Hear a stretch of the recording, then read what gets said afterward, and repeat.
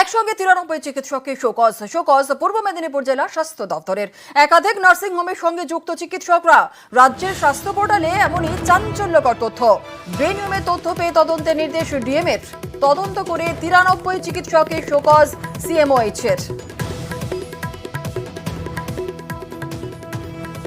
কয়েকটা জায়গাতে এরকম উঠে আসছিল খবর যে একই ডাক্তার এইখানে অপারেশন করছেন, যেই সময় একই সময় কলকাতার একটা নার্সিংহোমে অপারেশন করছেন। এটা কি করে হয়?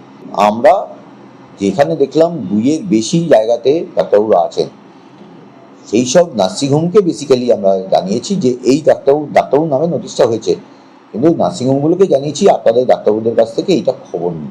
আপনি যদি কোনো একটা জায়গাতে থাকেন এবং আরও একটা জায়গাতেও থাকতেই পারেন, এবার দুটো জায়গাতে তাহলে কোন কোন সময়ে থাকেন এটা তো বলতে হবে। তো এইটা আমরা তাদেরকে চিঠি করেছিলাম। তো সেই চিঠি এরকম 93 জন ডাক্তারবাবু পেয়েছেন। যে পেশেন্ট আসছে তিনি যেন কোনো বিপদের মধ্যে না থাকেন, এইটা দেখাটা আমাদের প্রাইমারি কাজ।